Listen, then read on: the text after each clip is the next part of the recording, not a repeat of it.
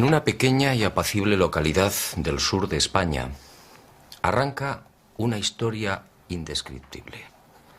Una historia que me ha llevado muy lejos y que quiero compartir con usted. Una historia, vaya por delante, cuyo final está aún por escribir. Acompáñeme y juzgue por sí mismo.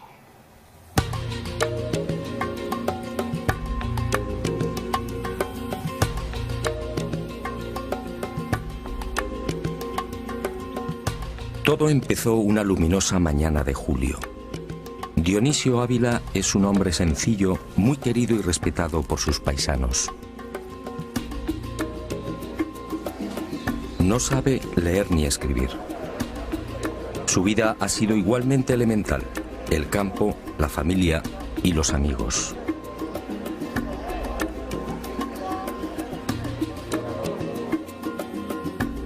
Hasta que un día surgió la sorpresa. Fue al mediodía de aquel 16 de julio de 1996. Siguiendo la costumbre, Dionisio emprendió su habitual paseo por las afueras del pueblo. Le acompañaba su fiel perra, Linda.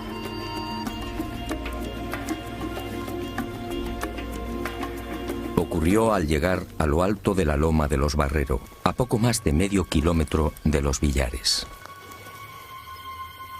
Linda se mostró inquieta.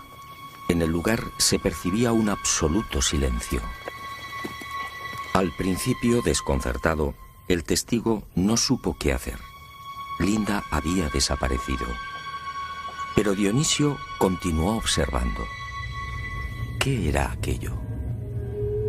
Sobre el cerro, flotando a 30 o 40 centímetros del suelo, acababa de aparecer un extraño objeto. Medía 3 o 4 metros de diámetro y presentaba una cúpula en lo alto. Era brillante como el cristal. Por debajo se escuchaba un ruido sordo. Movido por la curiosidad e ignorante de la naturaleza de lo que tenía ante sí, Dionisio decidió caminar hacia el aparato. Lo rodeó despacio, observando atentamente. En la cúpula descubrió 6 ventanillas similares a los ojos de buey. El testigo estuvo muy cerca, quizá a medio metro de la nave. Tentado estuvo de tocarla, pero no se atrevió. Y de pronto, mientras caminaba alrededor del objeto, el desconcertado Ávila observó algo en un lateral de la brillante cúpula. Eran unos no menos extraños símbolos, algo que le recordó un emblema. Algo que Dionisio describió como palo, cero, palo. Sin terminar de comprender, finalizó la inspección y relativamente tranquilo se dirigió al pie de una encina con el propósito de descansar. Pero la singular aventura no había terminado. A los pocos instantes, cuando Dionisio Ávila se hallaba a 4 metros del resplandeciente objeto, volvió la cabeza y los vio. Eran 3 seres. Se encontraban de pie junto a la nave. Eran altos. Vestían unos buzos ajustados e igualmente resplandecientes. Sus ojos eran rasgados y los rostros muy hermosos. Estaban alineados e inmóviles con las miradas fijas en Dionisio. Fue entonces cuando empezó a sentir miedo. Súbitamente, sin que el testigo supiera de dónde partió, surgió en el aire una pequeña luz, lo que Dionisio definió como un lucerillo, algo similar a la luz de una bicicleta. El misterioso objeto fue a caer directamente a los pies del asombrado anciano. Ávila no lo dudó. Se agachó y tomó el pequeño objeto. Pero, oh sorpresa, el lucerillo ya no era una luz. Era una piedra. Una piedra esférica con la superficie grabada por unos enigmáticos símbolos. Y entre esos signos, algo que Dionisio ya había visto en la cúpula de la nave. Palo, cero, palo. Cuando nuestro hombre, atónito, acertó a levantar la vista de la piedra, allí, en la loma, no había nada. Seres y naves se habían esfumado, y presa de un pánico incontenible, terminó huyendo, refugiándose en su casa.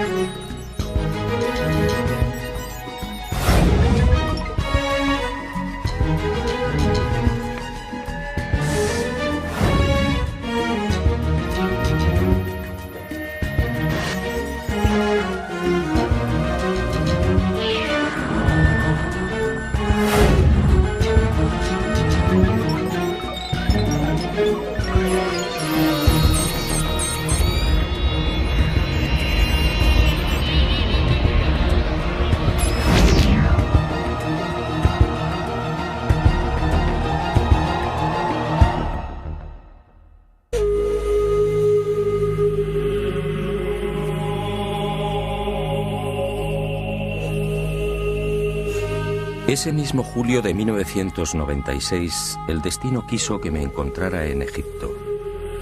Pero aquel no fue un viaje normal y corriente. Misteriosamente empujado por una serie de extrañísimas casualidades, me vi obligado a demorar la prevista ascensión al Sinaí, la montaña sagrada. Y mi esposa y yo decidimos relajarnos buceando en las cristalinas aguas del Mar Rojo.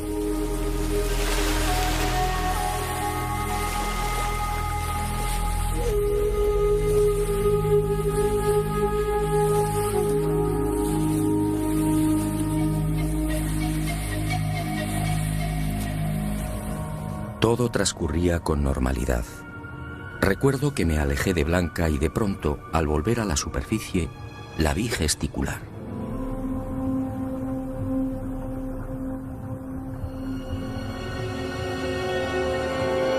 Al llegar a su altura, el corazón me dio un vuelco. Sangraba abundantemente por su pierna izquierda. Al parecer, se había cortado con uno de los afilados corales. Y entre lágrimas fue a mostrarme una de las manos. Había perdido un anillo de oro. Al sentirse herida por el coral, instintivamente llevó su mano a la herida. Fue cuestión de segundos. Al sacar la mano del agua, el anillo de oro ya no estaba. No tardé en comprender que la búsqueda del anillo era una labor poco menos que imposible.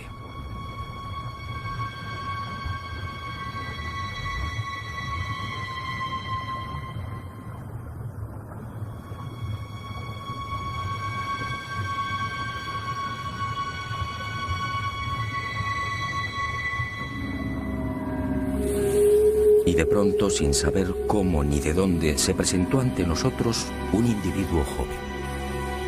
Me pareció egipcio, pero no podría asegurarlo.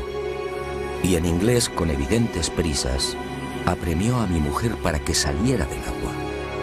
Es más, sin interesarse por la abundante sangre que manaba de la pierna, la tomó por la muñeca, arrastrándola hacia la orilla. A mí, sencillamente, me ignoró. Todo su afán era sacar a Blanca de la mar. ¿Pero por qué? ¿Quién era aquel extraño personaje?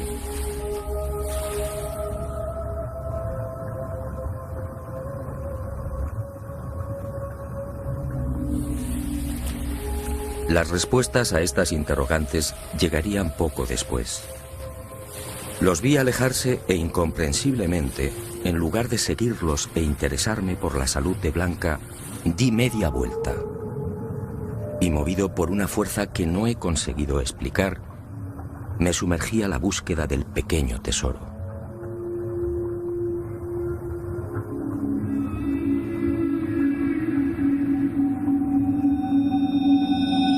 Buceé en círculo, Descendí una y otra vez explorando las agujas de coral y los paños arenosos.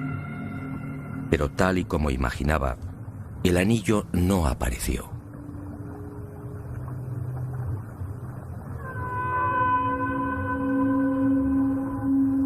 Una hora más tarde, el frío, el cansancio y la lógica decepción me obligaron a desistir. E inicié el regreso hacia la costa. Pero impulsado por un último afán, seguí buceando hasta casi rozar los corales con el pecho.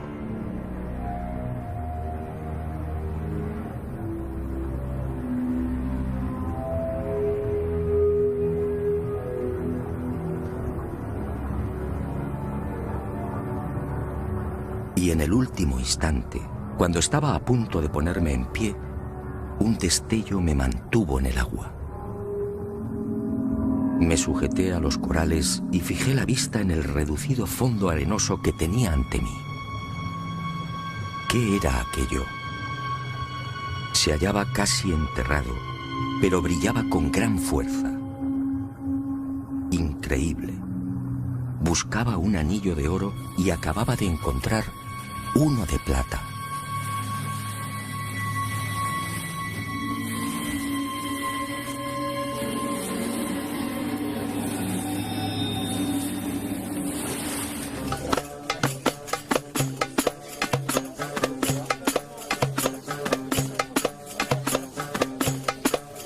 Y extrañamente feliz, coloqué el anillo de plata en el dedo de mi mujer. Curioso. Encajó perfectamente. En cuanto al extraño personaje que arrastró a mi esposa hasta la orilla, nadie supo darnos razón. La búsqueda por Sar el Sheikh fue infructuosa. Ni Blanca ni yo pudimos entender su enigmático comportamiento, a no ser, claro está, que tuviera mucho que ver con el hallazgo del no menos misterioso anillo de plata.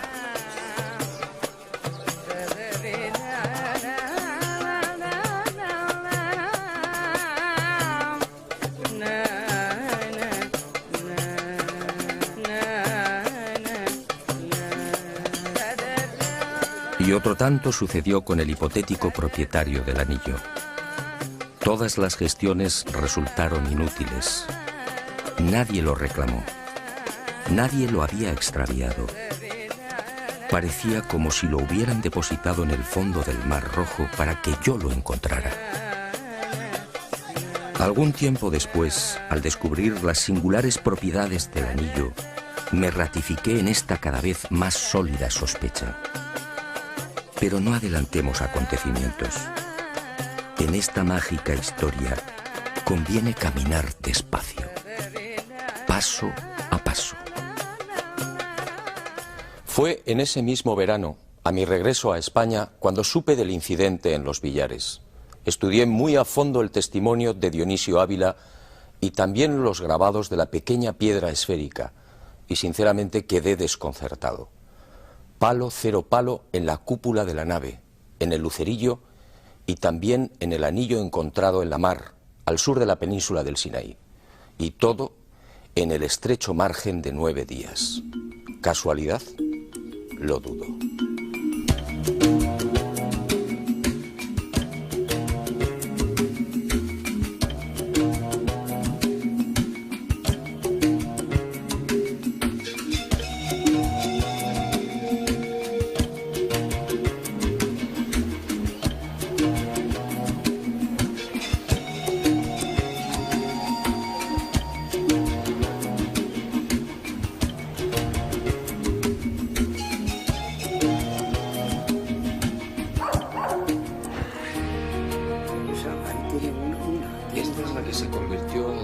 Como usted puede imaginar, desde que tuve conocimiento de este singular y fascinante encuentro, he interrogado a Dionisio en numerosas oportunidades y creo en la autenticidad de su experiencia.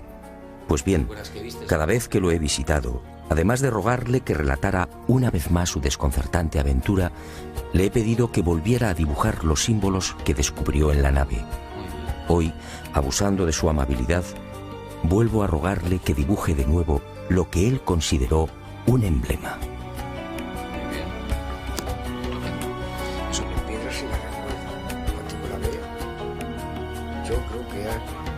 Y la ventanilla tenía un cerco. ¿Te me entiendes? ¿A qué clase de misterio me enfrentaba? ¿Se trataba de un mensaje? Pero la extraña historia no termina aquí.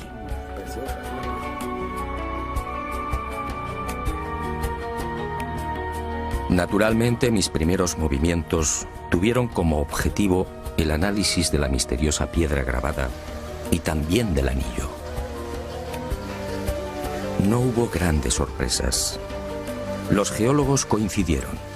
El lucerillo era una concreción de varita, un material común en la región de los Villares. Una piedra con una dureza aproximada de 3 a 3.5 en la escala de Mohs, es decir, un material blando y por tanto fácil de trabajar. Se apreciaron igualmente dos fases bien diferenciadas en la elaboración de los grabados, una reciente y otra mucho más antigua. Por último, uno de los detalles que más sorprendió a los estudiosos fue la extraordinaria circularidad de uno de los grabados, los círculos concéntricos. Las medidas efectuadas con un programa de tratamiento de imagen arrojaron una casi perfecta circularidad con desviaciones inferiores al 1%. En definitiva, según los científicos, esta piedra es un material habitual en la zona donde fue encontrada. En cuanto a los símbolos, podrían haber sido hechos por una mano humana. Sin embargo, sigo creyendo en el testimonio de Dionisio Ávila. ¿Por qué inventar una historia tan absurda? Y sobre todo, ¿cómo explicar la increíble coincidencia con los símbolos del anillo?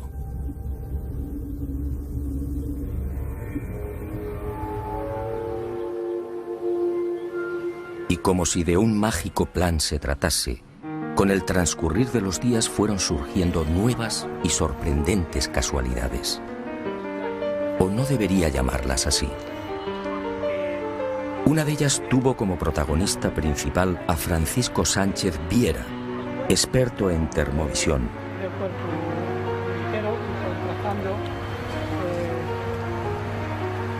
Un sistema especializado en la medición y fotografía de la temperatura de las líneas eléctricas y, en general, de cualquier cuerpo.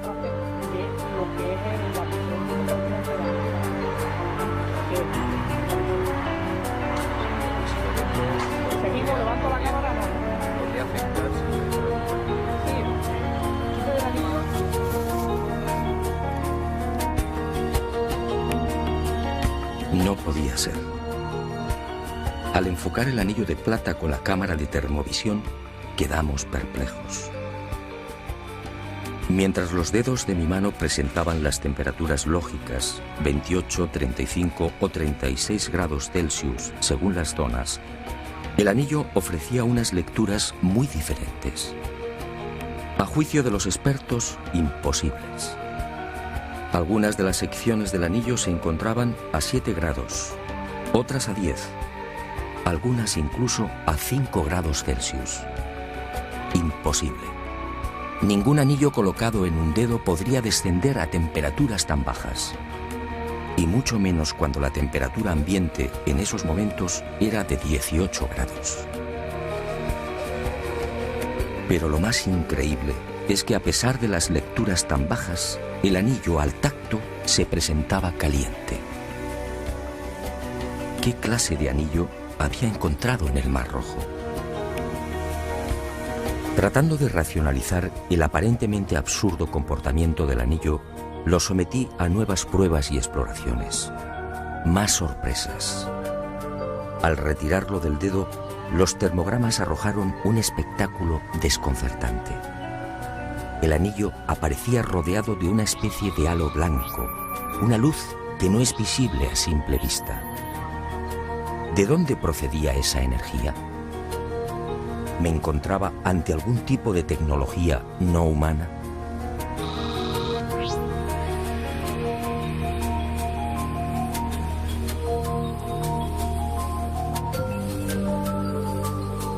Solo había un medio para salir de la irritante duda. Y así lo hice.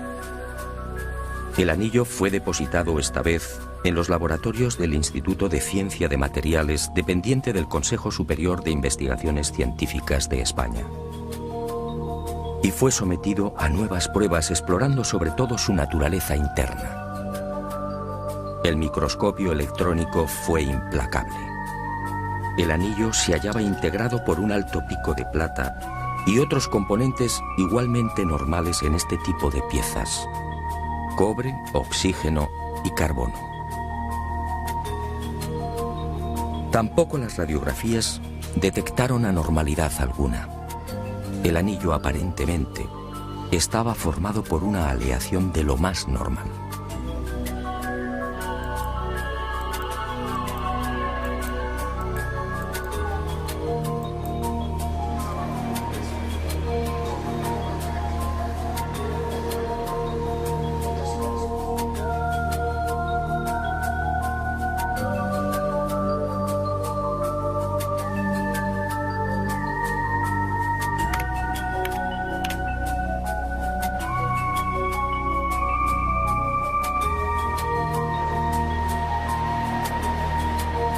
Pero las sorpresas no terminaron ahí.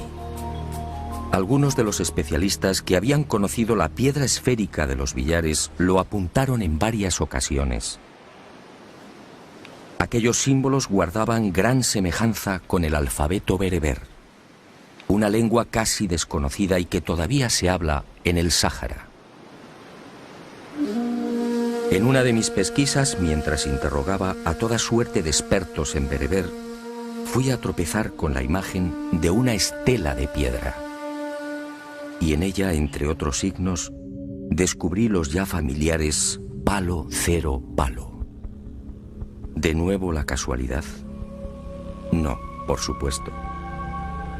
Y en esos instantes supe que iba por el buen camino.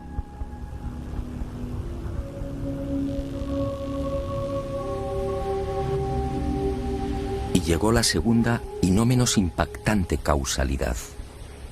Enfrascado en las investigaciones sobre el lenguaje bereber, casi olvidé otra de las pesquisas abierta meses atrás a raíz del hallazgo del anillo.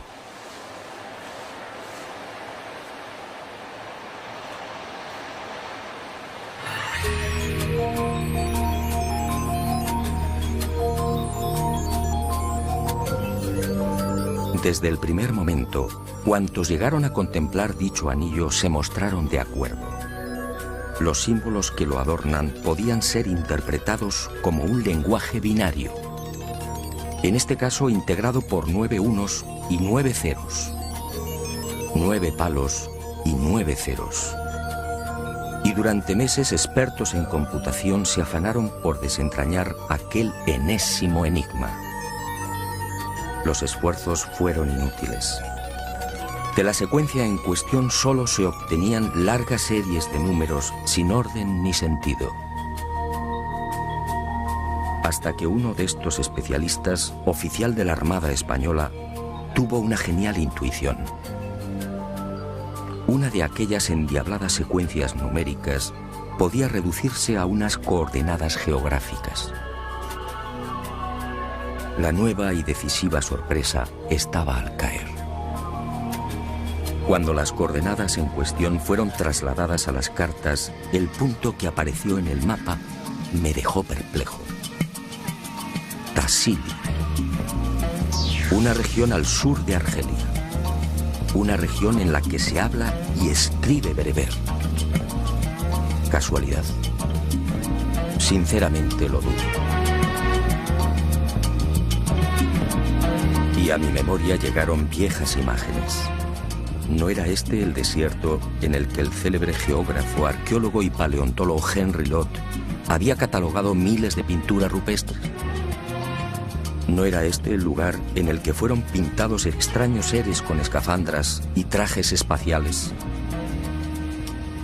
Y un presentimiento terminó echando raíces en mi aturdido corazón. Prudentemente, antes de adentrarme en el desierto argelino, estudié de nuevo las informaciones de Lott y de otros exploradores franceses. Y al consultar a la Universidad de Argel me advirtieron: Muchas de las 50.000 pinturas existentes en Tassili se hallan destruidas o semidestruidas. Las diferentes expediciones francesas al Sáhara, en especial las de Lot, las habían arruinado. La técnica del calco directo sobre dichas pinturas rupestres fue una catástrofe.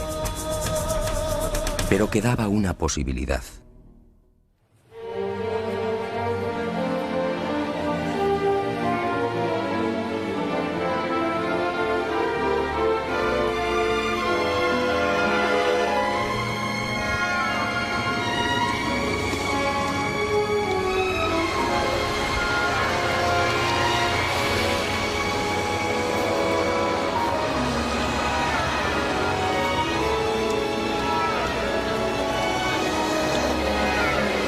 Y uno de mis informantes en Argel señaló el Museo del Hombre en París. Allí en los sótanos, casi en secreto, se conservan las copias de muchas de las pinturas de Tassili, tal y como eran antes de ser pulverizadas por Lot y su gente. Y el destino, una vez más, fue benevolente con este viejo soñador. Por primera vez, unas cámaras de televisión lograban penetrar en los sótanos del Museo del Hombre, confirmando las sospechas de la Universidad de Argel. Más de 2000 calcos, en efecto, permanecen en el olvido, amenazados por las ratas y la suciedad. Y Planeta Encantado los filmó en exclusiva. Aquello, sin embargo, no fue suficiente. Algo seguía empujándome hacia el corazón de Argelia. Tenía que pisar el Tassili.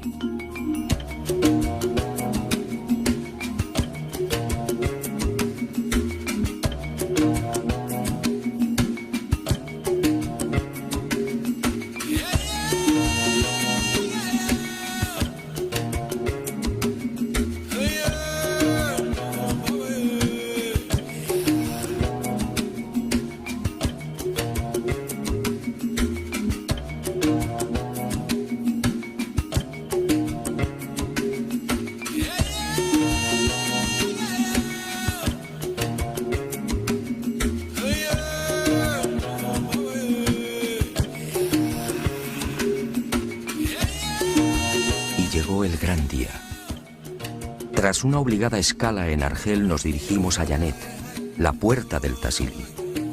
Una pequeña población asediada por el desierto y en la que se concentran las expediciones que tratan de ascender hasta las míticas y mágicas pinturas.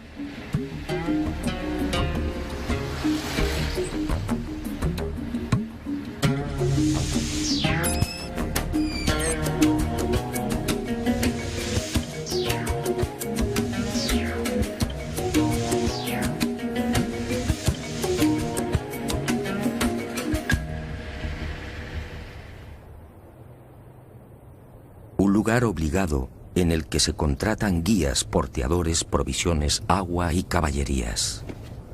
El Tassili no dispone de carreteras o pistas. El camino solo puede hacerse a pie. Y tras varias jornadas de preparación, el equipo al fin se dispuso a librar la primera gran batalla.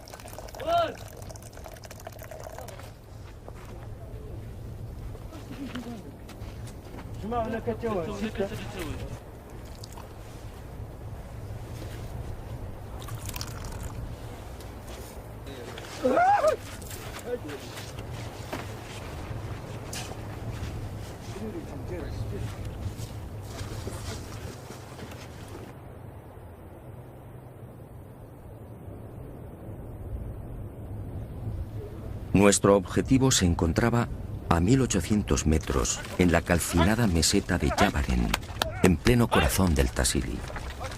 Allí nos aguardaba la primera exploración, el examen in situ de unas pinturas que han dado la vuelta al mundo. Entre los arqueólogos son conocidas como los cabezas redondas, unas misteriosas figuras datadas en 9000 años aproximadamente. Indiqué. Al iniciar la marcha hacia la gran meseta tuve que contenerme.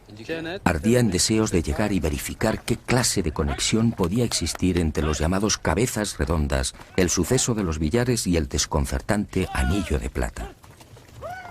¿Se trataba en verdad de astronautas descendidos en aquellos parajes en plena edad de piedra? Y si fuera así, ¿con qué objetivo? Para la mayoría de los científicos, esas imágenes, los cabezas redondas, solo son una misteriosa manifestación artística de los hombres del Neolítico. Figuras antropomorfas, quizás simples máscaras. Por supuesto, no aceptaron mi hipótesis. La comunidad científica no cree en la visita de seres no humanos, y mucho menos en la antigüedad. La ascensión se prolongaría durante 6 interminables horas, y fue más dura de lo anunciado. A la violenta inclinación del terreno y a la agresividad de barrancos y desfiladeros vino a sumarse un calor tórrido y sofocante y el permanente peligro de los escorpiones y la cerastes, la víbora del desierto, agazapada bajo las piedras o en las brechas del granito. El tortuoso camino nos obliga a desviar las reatas de burros. Los animales caen una y otra vez, y el guía previsor los dirige por una senda más larga y menos penosa. Aún así, 2 de los asnos caen fulminados por el esfuerzo. Finalmente, la expedición corona la cima de la gran meseta.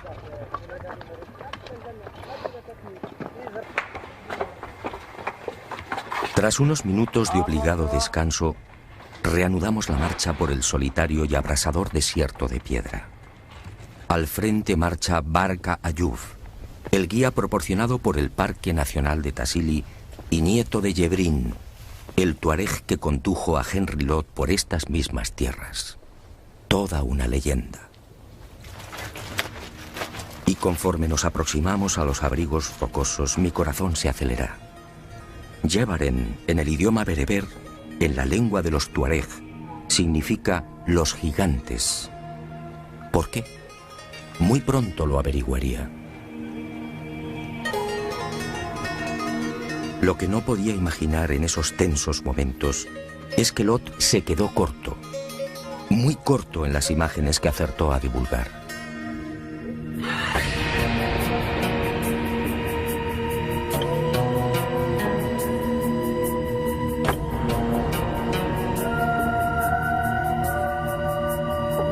Los cabezas redondas, allí estaban. La verdad es que las imágenes precisan de pocos comentarios. Me quedé sin habla. Solo deseaba contemplarlas. ¿Qué representaban aquellas pinturas elaboradas en pleno Neolítico hacía ya 9000 largos años?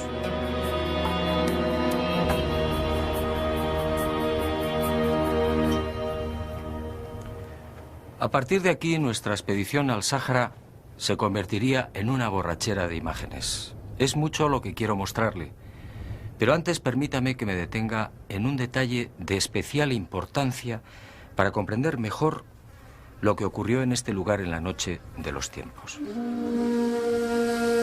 Al examinar las escenas de caza y los animales, es fácil percatarse de algo realmente asombroso. Los artistas dibujaron siempre con una extraordinaria fidelidad. Los detalles son precisos, rigurosos. Las pinturas, en suma, son un fiel reflejo de lo que veían a su alrededor. Y si esto evidentemente es así, ¿qué podemos pensar de esas otras pinturas que la arqueología atribuye a la imaginación de los artistas? Si los hombres de la Edad de Piedra dibujaron individuos con cascos, antenas sobre la cabeza, trajes hinchados o enigmáticos buzos con botellas a la espalda, ¿no será que los pintaron así porque así lo vieron?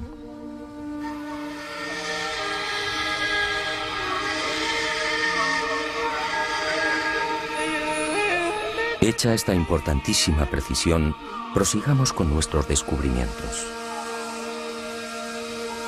¿Por qué manos de 4 dedos? Observe la unión de la escafandra con el resto del traje. ¿Por qué el pintor se molestó en dejar perfectamente trazadas las arrugas? ¿Qué tribu en aquel tiempo utilizaba trajes de una pieza y con botas? ¿Qué significan esos enigmáticos dibujos sobre las escafandras? ¿Se trata de algún tipo de antena?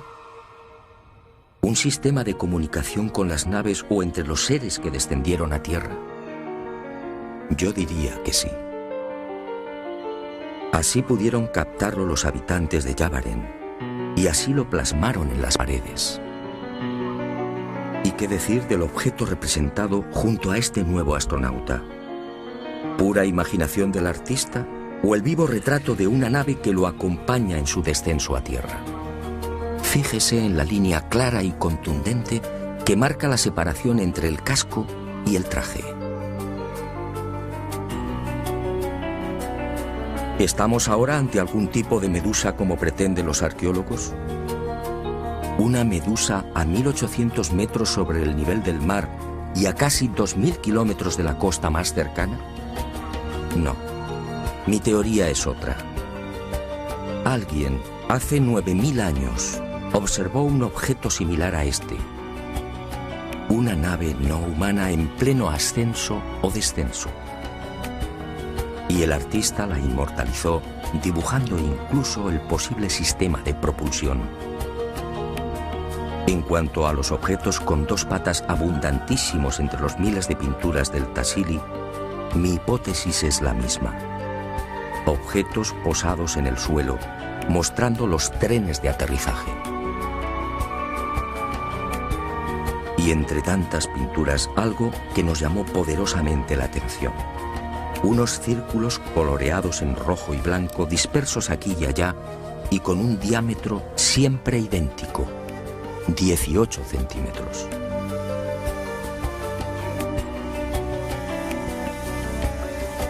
Naves no humanas en mitad de una escena de caza, naves en las que aparecen de nuevo los cabezas redondas. ¿A qué se debe el extraordinario parecido de estos cascos o escafandras con los que ya hemos observado? ¿Vigilaban de cerca las actividades del hombre neolítico? Y un detalle muy significativo. ¿Por qué el artista se recreó en uno de los extremos de la media luna, dibujando esos pequeños trazos? ¿Quiso dejar constancia de algún tipo de iluminación? Hoy lo sabemos, son miles los casos investigados en los que estos objetos no humanos se aproximan y parecen observar a los testigos. Naves que espían todos nuestros movimientos. ¿Por qué no iban a hacerlo hace 9000 años? La expedición prosigue por el desolado y abrupto desierto. Cada jornada exige un nuevo esfuerzo, entre 10 y 15 kilómetros para alcanzar la siguiente estación pictórica. Y siempre a pie. A la meseta del Tassili no llegan los 4x4.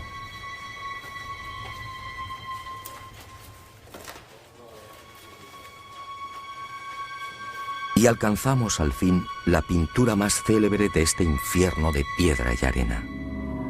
La imagen de 3 metros que Lot bautizó como el gran dios marciano. Nueva decepción. Como tantas otras, esta también se halla muy deteriorada. Los calcos de Henry Lot casi la han borrado. Y debemos acudir de nuevo a las copias del Museo del Hombre para mostrarla tal y como la pintaron en la Edad de Piedra. ¿Qué puede pensarse ante una imagen como esta? ¿Qué vieron en realidad los antiguos habitantes de Yavaren? ¿Es que el gran casco, la unión con el traje hinchado y las arrugas son consecuencia de la imaginación del hombre primitivo? ¿Y por qué esa considerable talla? ¿No es más lógico pensar que el autor de la pintura llegó a presenciar la realidad física de un ser enfundado en un traje espacial? Un ser quizá gigantesco que obviamente tuvo que impresionar y aterrorizar a los naturales del lugar. De ahí probablemente nace el nombre de Yavaren, los gigantes, Trajes hinchados, sí, muy parecidos a los de nuestros astronautas. Trajes provistos de cinturones, botas y con un perfecto cerramiento a la altura de las muñecas. Criaturas flotando en aparente estado de ingravidez. ¿Desde cuándo el hombre de la Edad de Piedra podía soñar con unas vestiduras semejantes y con movimientos de esta naturaleza? Otro gigante, el llamado Dios con orantes, otra criatura de difícil comprensión, a no ser que admitamos que el artista pintó lo que en verdad tenía a la vista. ¿Un ser con 4 brazos y largas orejas o antenas? Yo también dudé hasta que supe del caso registrado en 1955 en Riverside, California. Allí al menos 7 testigos vieron a plena luz del día una criatura prácticamente igual a la que ahora tenía ante mí. ¿Casualidad? No lo creo.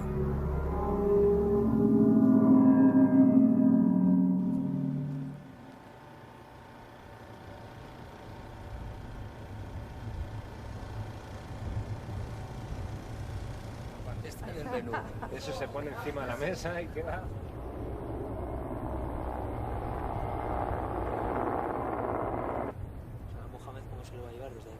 Y el Sáhara argelino se cobra una nueva víctima. Esta vez se trata de Mohamed, nuestro cocinero. Ha caído desde 10 metros de altura y debe ser evacuado con presteza. Pero el equipo no se rinde.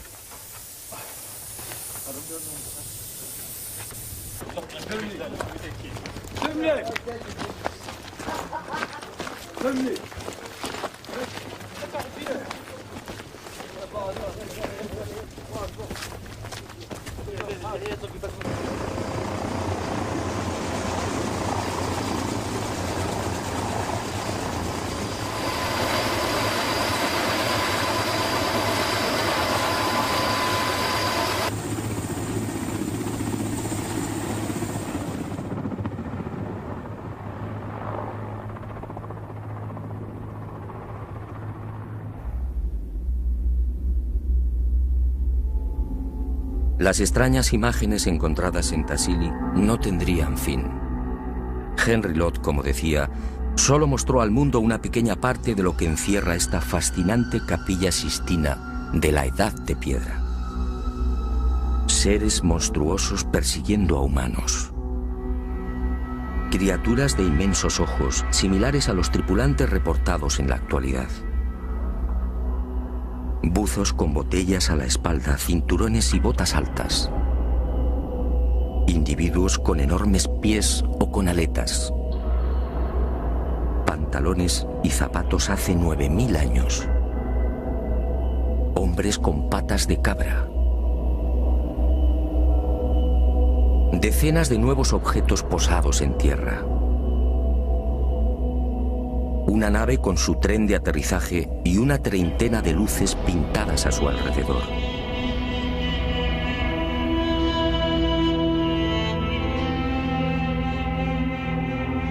Y siguen los gigantes.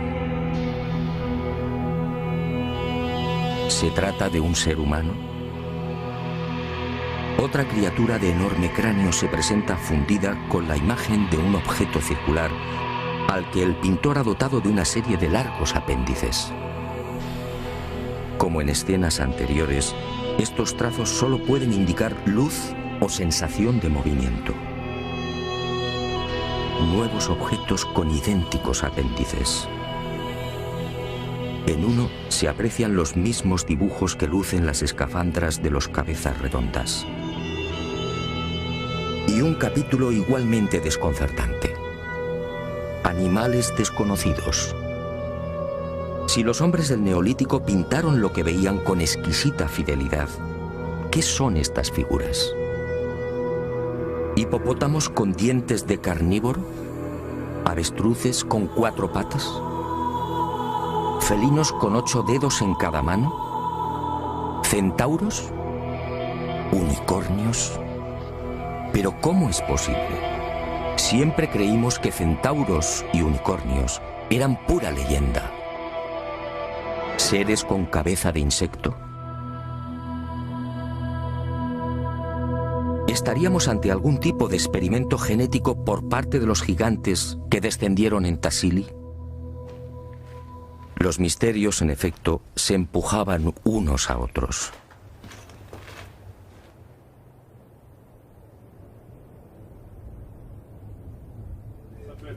De la vida cotidiana, me parece que son más antiguas.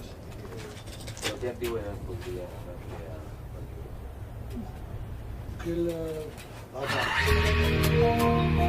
Pero sin duda una de las pinturas que más me impresionó fue la localizada en plena meseta de Yavaren. Y la he dejado para el final con toda intención. También la erosión y los desaprensivos han terminado arruinándola. Pero lo que queda de ella resulta muy significativo. No conocemos su antigüedad con exactitud, pero según las modernas técnicas basadas en espectrómetros de aceleración de masas, utilizadas en pinturas de la misma etapa, esta que usted contempla podría remontarse a 8.000 o 9.000 años. Quizá más. Para su mejor y más rápida comprensión, hemos elaborado unos dibujos gemelos a los que aparece en la roca. ¿Y qué vemos? Algo sencillamente asombroso y, por supuesto, imposible para la ciencia. Un ser con escafandra y ligado a un objeto circular por un tubo. Un objeto a su espalda perfectamente trazado con una doble línea y con no menos extrañas llamaradas o luces en su interior. Un ser que porta algo a la espalda. Algo similar a lo utilizado por nuestros astronautas. Un ser que parece arrastrar hacia sí o hacia la nave a un total de 4 mujeres desnudas. Una de ellas con un niño. 4 mujeres de claro perfil negroide. La pintura no precisa muchos comentarios. ¿Qué sucedió en este lugar hace 8.000 o 9.000 años? ¿Se mezclaron los gigantes con las hijas de los hombres? ¿Se llevaron a cabo experimentos genéticos? Como decía el maestro, quien tenga oídos, que oiga. Una mano mágica parecía habernos llevado hasta el corazón de Argelia. Las coordenadas marcadas por el anillo de plata habían acertado de pleno. Ahora estaba seguro. En aquel bello y abrasador desierto, en plena edad de piedra, unos seres no humanos descendieron y actuaron. ¿Se trataba de los mismos que fueron vistos en España y que arrojaron la piedra esférica a los pies del testigo?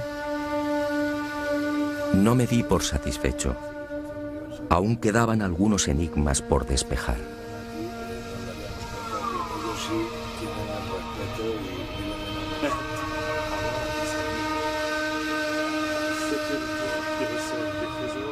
¿Qué mensaje encerraban los símbolos grabados en el lucerillo? ¿Qué relación guardaban con el Sáhara? ¿Qué había detrás de aquella fascinante historia? La aventura, en efecto, apenas había comenzado.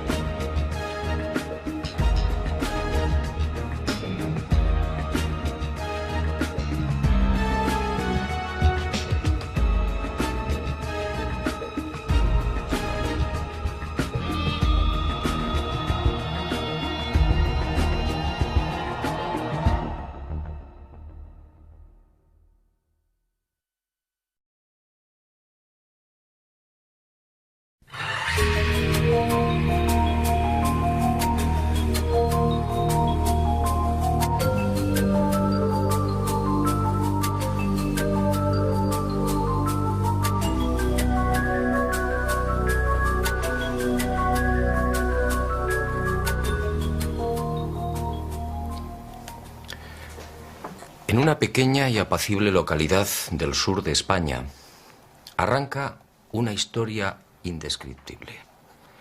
Una historia que me ha llevado muy lejos y que quiero compartir con usted. Una historia, vaya por delante, cuyo final está aún por escribir. Acompáñeme y juzgue por sí mismo.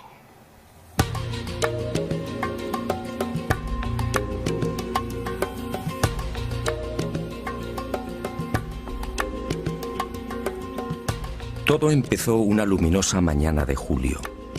Dionisio Ávila es un hombre sencillo, muy querido y respetado por sus paisanos.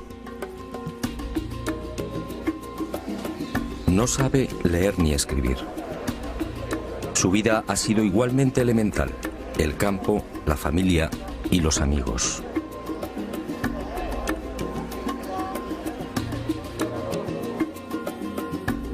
Hasta que un día surgió la sorpresa. Fue al mediodía de aquel 16 de julio de 1996. Siguiendo la costumbre, Dionisio emprendió su habitual paseo por las afueras del pueblo. Le acompañaba su fiel perra, Linda.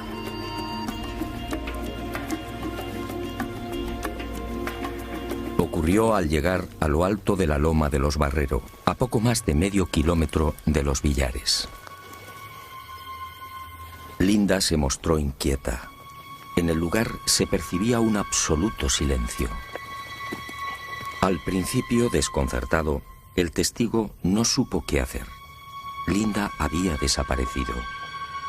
Pero Dionisio continuó observando. ¿Qué era aquello? Sobre el cerro, flotando a 30 o 40 centímetros del suelo, acababa de aparecer un extraño objeto. Medía 3 o 4 metros de diámetro y presentaba una cúpula en lo alto. Era brillante como el cristal. Por debajo se escuchaba un ruido sordo. Movido por la curiosidad,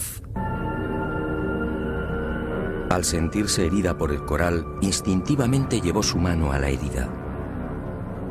Fue cuestión de segundos. Al sacar la mano del agua, el anillo de oro ya no estaba. No tardé en comprender que la búsqueda del anillo era una labor poco menos que imposible.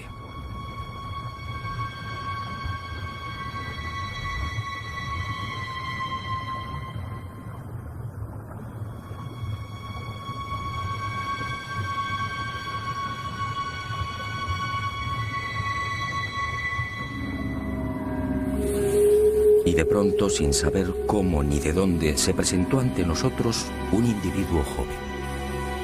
Me pareció egipcio, pero no podría asegurarlo. Y en inglés, con evidentes prisas, apremió a mi mujer para que saliera del agua. Es más, sin interesarse por la abundante sangre que manaba de la pierna, la tomó por la muñeca, arrastrándola hacia la orilla. A mí, sencillamente, me ignoró. Todo su afán era sacar a Blanca de la mar. ¿Pero por qué? ¿Quién era aquel extraño personaje?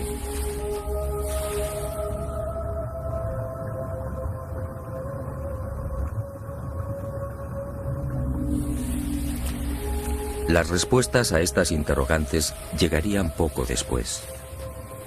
Los vi alejarse e incomprensiblemente, en lugar de seguirlos e interesarme por la salud de Blanca, di media vuelta. Y movido por una fuerza que no he conseguido explicar, me sumergí a la búsqueda del pequeño tesoro.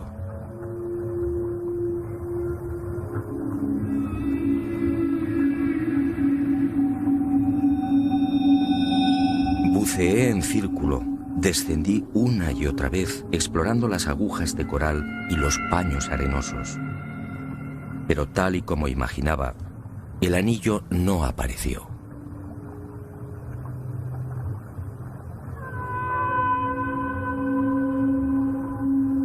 Una hora más tarde, el frío, el cansancio y la lógica decepción me obligaron a desistir. E inicié el regreso hacia la costa. Pero impulsado por un último afán, seguí buceando hasta casi rozar los corales con el pecho.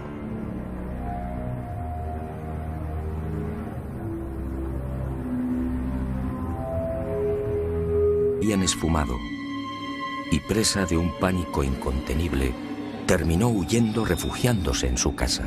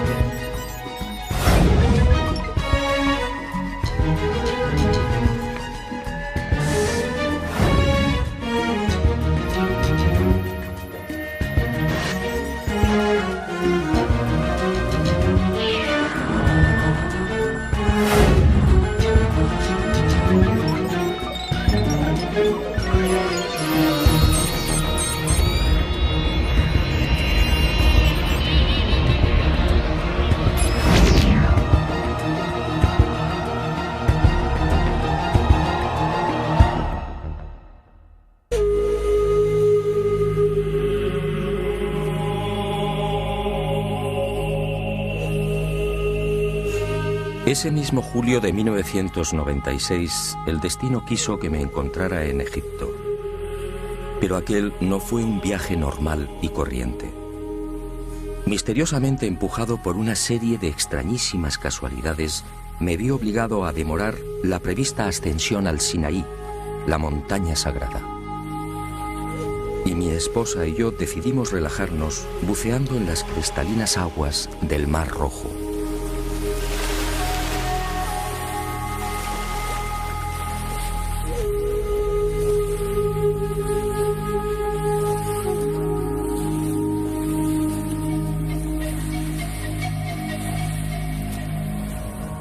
Todo transcurría con normalidad. Recuerdo que me alejé de Blanca y de pronto, al volver a la superficie, la vi gesticular.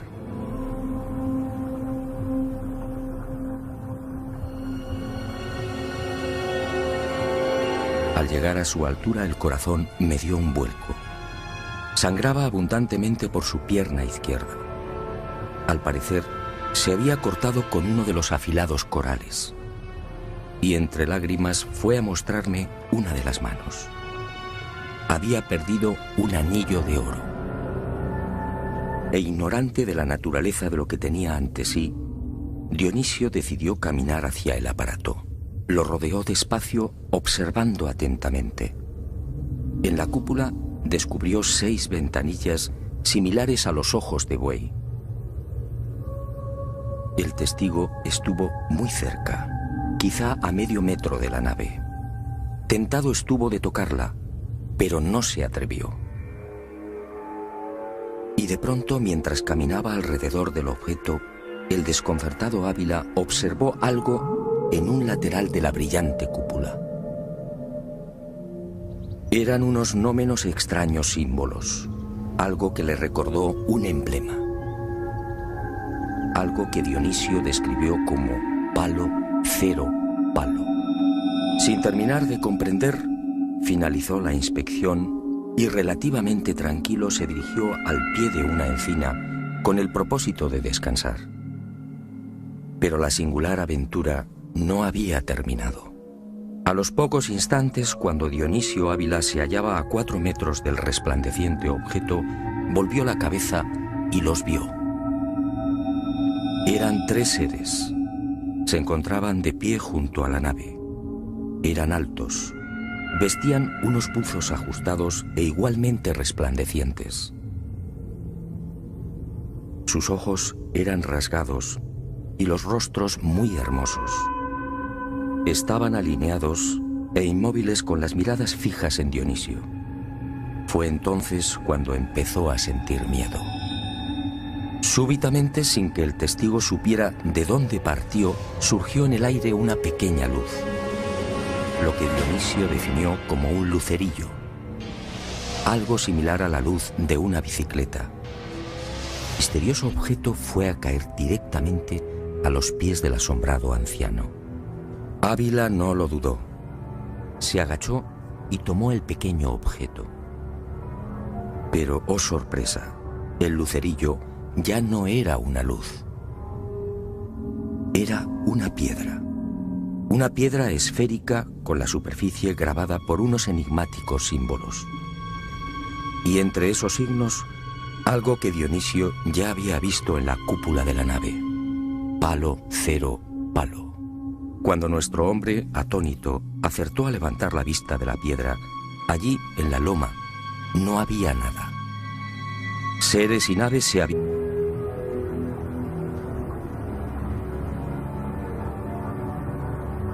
Y en el último instante, cuando estaba a punto de ponerme en pie, un destello me mantuvo en el agua.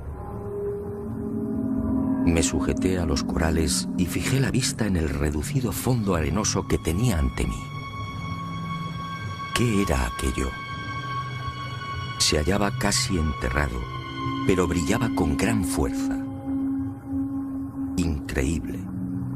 Buscaba un anillo de oro y acababa de encontrar uno de plata.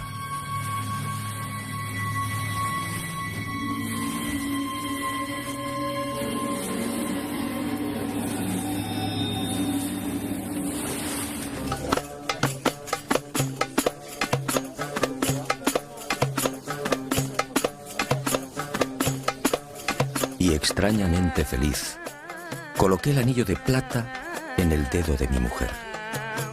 Curioso, encajó perfectamente. En cuanto al extraño personaje que arrastró a mi esposa hasta la orilla, nadie supo darnos razón. La búsqueda por Sar el Sheikh fue infructuosa. Ni Blanca ni yo pudimos entender su enigmático comportamiento, a no ser, claro está, que tuviera mucho que ver con el hallazgo del no menos misterioso anillo de plata.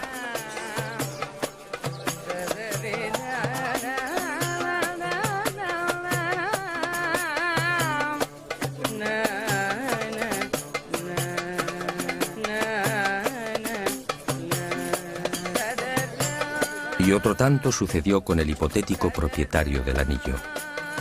Todas las gestiones resultaron inútiles. Nadie lo reclamó. Nadie lo había extraviado. Parecía como si lo hubieran depositado en el fondo del Mar Rojo para que yo lo encontrara. Algún tiempo después, al descubrir las singulares propiedades del anillo, me ratifiqué en esta cada vez más sólida sospecha. Pero no adelantemos acontecimientos. En esta mágica historia conviene caminar despacio, paso a paso. Fue en ese mismo verano, a mi regreso a España, cuando supe del incidente en Los Villares. Estudié muy a fondo el testimonio de Dionisio Ávila y también los grabados de la pequeña piedra esférica, y sinceramente quedé desconcertado.